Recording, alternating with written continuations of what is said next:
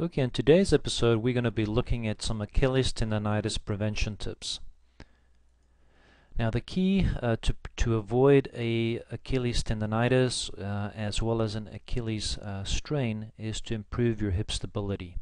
You'll find that people with weak hip abductor muscles typically have Achilles tendonitis. So what is Achilles tendonitis? It's simply a condition which occurs when the thick tendon at the back of your ankle, which is called your Achilles tendon, gets inflamed and thick with inflammation and scar tissue. This can be very painful, especially any time that you try and walk, climb steps, squat.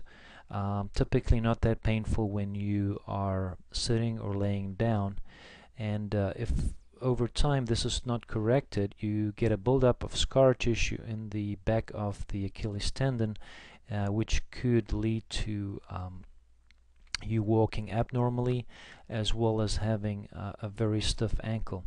This injury, due to the fact that it occurs in the tendon, takes quite a while to heal, and it is very important that you avoid constant aggravation to allow the tendon to heal.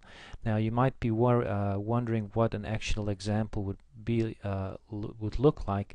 This is the closest that I could get, and you can see on this left side the person's ankle there's a normal skin color, but on the red you can see this thick area of inflammation and swelling, and you can see how much more red the skin is in that area.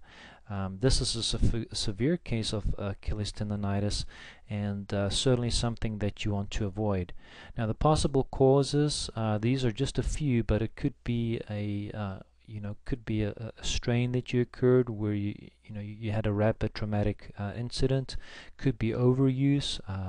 In runners, it could be improper footwear, or at work wearing high heels on a constant basis could lead to problems.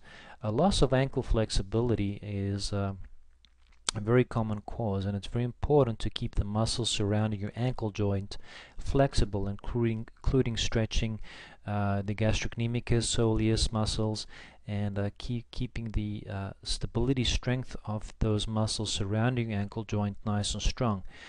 Poor core strength and hip stability, studies have shown, are also one of the leading factors, and is what we'll be sharing with you today to address hip stability. Now this picture depicts the Trendelenburg sign, and it's indicative of weak hip abductors. What happens is that as you walk and you load weight on the affected side where the Achilles tendonitis is, typically the hip or the knee buckles inwards. This has a chain reaction which ultimately causes a strain on the Achilles tendon. By strengthening this muscle and avoiding this pattern right here, allows the Achilles tendon to function normally and has less strain at it if you can achieve this normal gait pattern. So you can improve your hip stability by doing standing hip abduction movements. That's simply standing on the both on the affected and unaffected side, doing maybe 3 sets of 20 repetitions, or as many as you can tolerate without aggravation. Just kicking your leg out to the side, keeping the toes pointing forward, maintaining good posture, and assuring that your hips stay fairly level. You don't want to see any buckling to any side. So you might do this in front of a mirror, or ask a partner to watch you as you do it. Slow movements to the outside, in and out. You can do this also with resistive band, which you can typically get from a physical therapist. Another good core stability exercise would be a wall sit with ball squeeze. This could strain the Achilles tendon, so as it heals, this is an exercise you might be able to tolerate. But just sitting against the wall with the head, the shoulders, and the buttock muscles, you might not need to go this deep. Have just a soft ball between the knees, and then just squeezing the knees together, doing maybe 3 sets of 10, resting between each set of 10 repetitions. Those two exercises I'm sure will be of benefit to you.